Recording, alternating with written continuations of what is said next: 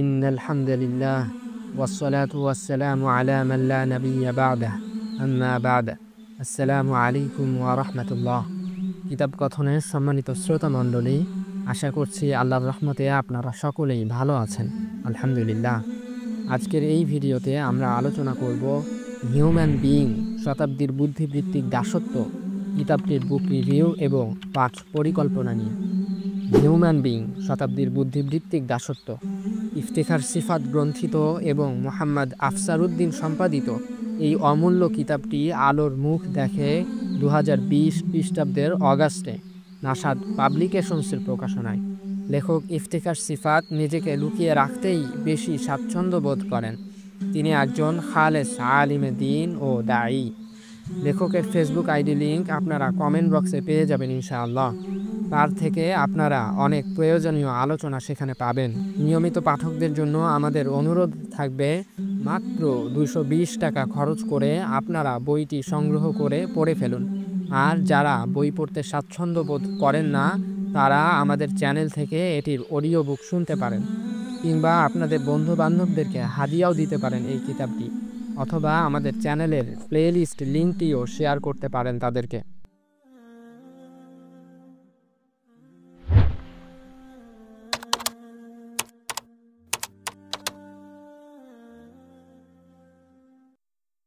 সব কিছুরই একটা সূচনা থাকে। আমরা বাজার থেকে যে ফল কিনি, তাও একটা না একটা গাছ থেকেই এসেছে। আর সেই গাছটিরও জন্মের জন্য বীজ বপনের প্রয়োজন পড়েছে। অনুরূপভাবেই পাশ্চাত্য সভ্যতা বা উত্তর আধুনিক যুগের মরণঘাতী এই ভাইরাসেরও একটা গোড়া বা সূচনা আছে। কোনো না কোনো সময় এর বীজ বপন করার প্রয়োজন পড়েছিল। কেউ না কেউ এই সভ্যতার বীজ বপন করেছিল। এক কথায়, পাশ্চাত্যের কিছু দর্শন আছে যার উপর ভিত্তি করেই ঘটেছে আজকের এই মনস্তাত্ত্বিক উপনিবেশের গোড়াপত্তন। মূলত এই বিষয়টাই ইন ডিটেইল আলোচনা করা হয়েছে কিতাবটিতে।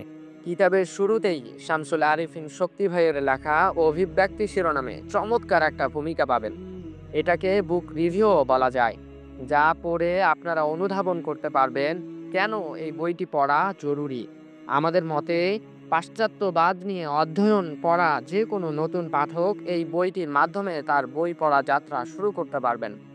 বরং আমরা তো বলবো, এই বই দিয়েই যে কারোর এ পথে যাত্রা শুরু করা উচিত।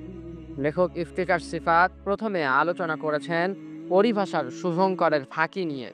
পশ্চিমা পরিভাষাগুলো ব্যবহারের কুফল তিনি সাবলীল ভাষায় বর্ণনা করেছেন বর্তমান গ্রন্থটিতে। আধুনিক পশ্চিমা সভ্যতার জন্মের আঁতুড়ঘর নির্ণয়েও দেখিয়েছেন অসাধারণ মুনশিয়ানা। যেমন, পশ্চিমের কিছু থিওরি আছে স্বাধীনতা, উন্নতি, সমতা, অধিকার ইত্যাদি নিয়ে।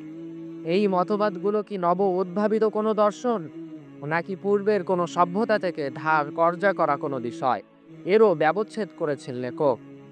পাশ্চাত্য সভ্যতার সাথে ইসলামের দ্বন্দ্ব কোথায় এবং এটাকে কিভাবে মূল্যায়ন করা উচিত, তাও স্পষ্ট করেছেন।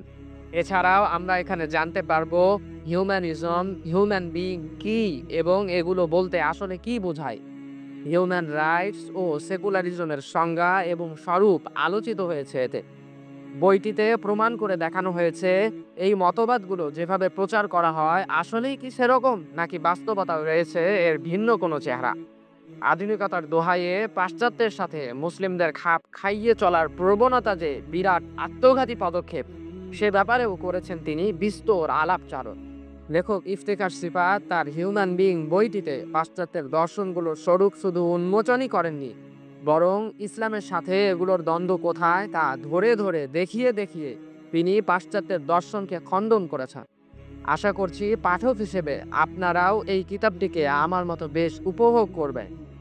প্রথম দিকে এর সাহিত্য রসের মিষ্টি সুধা পান করতে না পারলেও ধীরে ধীরে এর একাডেমিক আলাপটাই আমাকে বেশ আকৃষ্ট করেছে। আশা করছি আপনারা পড়তে বা শুনতে থাকুন, একটা পর্যায়ে গিয়ে এটি শেষ না করা পর্যন্ত উঠতেই চাইবেন না ইনশাআল্লাহ। পাঠ পরিকল্পনা। আগামী পর্বে আমরা উৎসর্গ এবং বইটির ভূমিকা ও সম্পাদকের কথা পাঠ করব ইনশাআল্লাহ। এর পরের ভিডিওগুলোতে আমরা ধারাবাহিকভাবে শিরোনাম আকারে আপনাদের সামনে কিতাবের মূল আলোচনা উপস্থাপন করব ইনশাআল্লাহ। আজ এ পর্যন্তই। অতি শীঘ্রই মূল কিতাবের আলোচনা নিয়ে আপনাদের সামনে হাজির হব ইনশাআল্লাহ। আসসালামু আলাইকুম ওয়া রাহমাতুল্লাহ।